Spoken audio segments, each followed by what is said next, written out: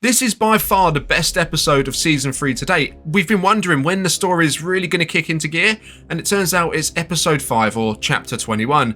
Let's break down the 6 key takeaways from this episode. This is the way. There is so much to get into with this one. So to start things off, we want to talk about the pirates. They took up a big chunk of this episode, and you might be thinking, well, they're gone now. No, they're no big deal. Well, actually, I will say you're mistaken if you think that. Now, although Captain Gorian Shard is gone, you would notice that Thane split. He abandoned crew and he went. Now, Thane is the pirate that's for hire. You know, he's not part of that group, so to say. He's more for hire, and he was kind of helping them out for his own payment, for his own benefits. Now, he will be back. We've heard rumours in Skeleton Crew there's going to be an entanglement with the main characters and pirates. I wouldn't be surprised if these pirates, or Thane in particular, maybe Gorian Shard if he has survived somehow, you know, it is Star Wars, people have come back from worse, look at Boba Fett, if they are the pirates and they're the ones that bridge the stories together between Mando, Ahsoka, Skeleton Crew, maybe Book of Boba Fett Season 2 if that does happen as well. I don't think it's a coincidence, and I think he will ultimately be the character that ties us into Thrawn. Now, his introduction is said to be in the Ahsoka show, or possibly in Skeleton Crew, maybe alluded to at the end of Ahsoka. I would go as far to say, I think Thrawn is very much in this episode in terms of how they're setting him up.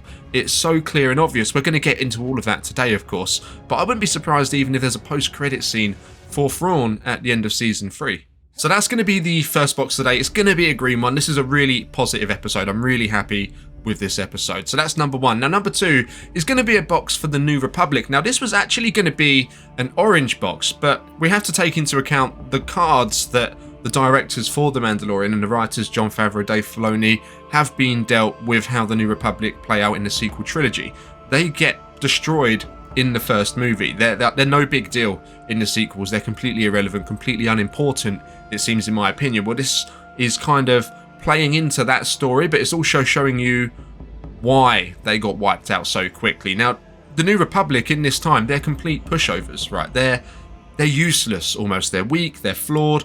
I mean, they very much stick to their own lane. Like we saw in this episode, when the captain goes to Coruscant to ask for help for Navarro, it's very much, we stay in our lane and we will ignore the darkness until it's nip it in our toes. You know, they can do what they want over there. As long as it's not impacting us, then don't worry about it. Well, that's not how this kind of thing works. You know, if there's something out there that's going to be a potential problem, go and deal with it before it gets too big for you to understand. He literally says it in the series. So yes, the New Republic, I'm going to give a green box for this one, purely because it makes sense seeing the New Republic in The Mandalorian as to why they were wiped out and so insignificant come the sequel trilogy, whatever you think of the sequels.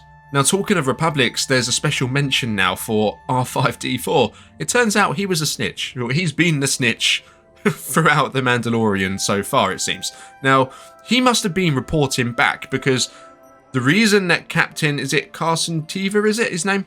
The reason that he managed to find the Mandalorian covert, which is meant to be top secret, and it's even mentioned in the episode, is because R5 must have pinged him his location. He found him because of R5. So has R5 been reporting back to the New Republic, or specifically to this character? Maybe they was in the rebellion together alongside. Maybe that was his droid. Has he been reporting back just to him to say, hey, look, I've got a bunch of Mandalorians now I'm tagging along with. We're here if you need me. Is that the kind of thing that R5 is doing? Now, R5 is actually quite a hero. He might have come across as a scaredy cat, but I've mentioned this before. In A New Hope, when we first saw him, he actually deliberately malfunctioned so R2 could go with Luke, because he knew R2 was on a mission, a very important mission, and the future of the galaxy was at stake. So he self-sabotaged himself effectively in that moment to allow R2 to go and complete his mission. So R5-D4 is very much a hero, and it wouldn't surprise me if he was always on standby for the rebellion, but he's doing his, you know, his day-to-day job at the moment, being on Tatooine with Pelimotto, or now with Din Djarin. But turns out R5's a bit of a snitch. Either that, or the New Republic wanted to recall him and they were tracking his location, but I think the first option is the most likely one. Now, box number 3 is going to be a big one for you Rebels fans out there, and that is Zeb. So he has made his appearance into live action, and it surprised me. I wasn't expecting him to be the first one to crop up, but it turns out he is. Now, in case you was watching the episode and you wasn't convinced it was him, well, in the credits, it actually credits him as being that character. So that is very much Zeb from the animated show, part of Rebels. Now, he's obviously working for the New Republic at this time. It kind of really suits his type of character. And I want to say, he looks fantastic in live action. You know, he's one of them characters that are really hard to get right, because we have such a history, such a knowledge with them from animation. Sometimes when these characters transfer over to live action, it looks a bit off. Now, there was some comments originally about how Ahsoka looked when she first transitioned into live action. Apparently, that is going to look slightly different again come the Ahsoka series, but I think they've done a fantastic job this time around. Very pleasing, so that's a job well done for whoever's job that was. Now, it does set up the beginning and what we're going into with the Ahsoka series. Now, we know the Ahsoka series is going to feature more Rebels characters. There's actually being billed as like a live action continuation of the Rebels series, so it's only natural we're going to get them. So that does kind of allude to that. Now, he has ties to the Rebel characters that we know from the series, so he could be the first one, and he could be the one to introduce them into the Mandoverse. And of course, you know, when the Rebels characters come knocking, you know that then is going to eventually lead to Ezra and something we're all expecting to happen at some point, which is Thrawn. Now, you see, all roads seem to lead to Thrawn at this point in time, right? Now, other Rebels characters that could appear in The Mandalorian, apparently, but this is kind of just rumours at the moment, I think, would be Sabine Wren. Now, Natasha Lee Bordizzo, who was cast as Sabine Wren in live action, got cast as her way before the Ahsoka series even started filming, which has led to speculation of her introduction to begin in The Mandalorian Season 3, which could very much be the case, but we'll have to see. As I say, that's just rumours at the moment. Now, box number 4 has to go to a United Mandalore. This was the big reveal in the episode. Now, the Armourer has had some kind of awakening. Now, she understands that although, in her opinion, she's following the creed and they're all covering their faces, it's not enough if only a few of them do it. And she's starting to understand, seeing Bo-Katan firsthand now, that actually, you know, these helmetless Mandalorians, or these new Mandalorians, if you want to call it that, maybe they're not all bad. They are still fulfilling the highest honour of the creed by rescuing a foundling. They can still be Mandalorians potentially, but just with slightly different beliefs to us. So the Armourer has come to the realisation that Bo-Katan, as she walks both ways, and I just want to say, I called this in a video last week actually, that it would turn out pretty much like this.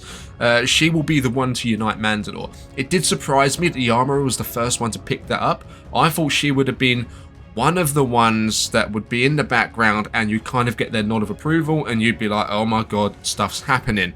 But no, the Armourer, with her level of authority over the others, she's okayed it, she's signed off on it, and now everyone else is going to sign off on it. Arguably, for Bo-Katan to reclaim Mandalore, one of the hardest groups to bring around to the idea of Bo-Katan leading them would have been the Children of the Watch. She's done that. They're on her back, they're on her side even, and now she's going out to bring more Mandalorians in, which is actually going to tie us in to another box in a moment, one which you might not have anticipated.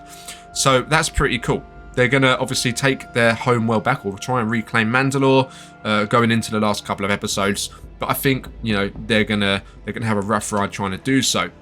Now, box number 5, and this is the reason they're going to have a rough ride, is Gideon's return. Now, right at the end of the show, we saw the Lambda class shuttle completely, you know, destroyed. It was wrecked. It was drifting in outer space, abandoned. There was dead New Republic officers on there as well.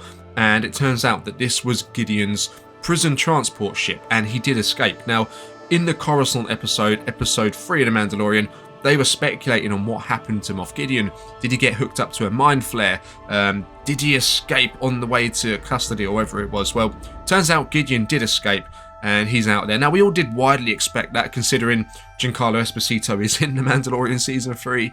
We thought, well, maybe he's going to appear at some stage, potentially. Well, of course he is. Now, what I will say, one of the interesting points about this escape, or this breakout, is there was fragments of Beskar left within the ship. Now, that could open up a ton of speculation, and I'm already seeing it starting to pick up online. Now, what I want to say is something that I haven't heard anyone say yet, and this is my opinion, and I will do a proper deep in-depth video of this this week, probably tomorrow, is the Imperial Remnants have access to Beskar. Remember how Din Djarin got paid when he delivered Grogu to them originally? Well, they were all tied to Moff Gideon. So Moff Gideon's group, his crew, or his people, whatever you want to call them, there's a very good chance they have access to Beskar. So who's to say they're not forging their armor going forwards into Beskar? Now, of course, there are rumors as well of Beskar playing a bigger role with Moff Gideon's character going forwards, which I don't want to spoil now. But yeah, there's some videos on the channel if you want to check that out. So I think it all plays in. But some other rumors we've heard that it's Sabine Wren, that she's played a part in it. That it's another group of Mandalorians. That it could be Death Watch.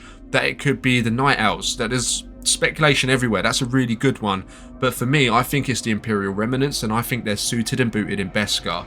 So yeah, that's how I think it's going to go. Now, box number 6 is going to go down to story.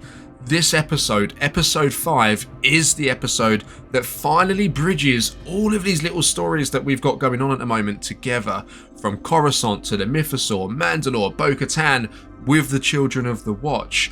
It's all starting to come together now, and it's all thanks to that X-Wing pilot. I think his name is Carson Trever, right? I should have really checked that out before I started recording this, but, you know, we move. So, yes, it's all starting to come together now, so I'm really happy with that. You know, they're tying it into Mandalore. They're going to retake Mandalore. We've finally got a clear direction for this show.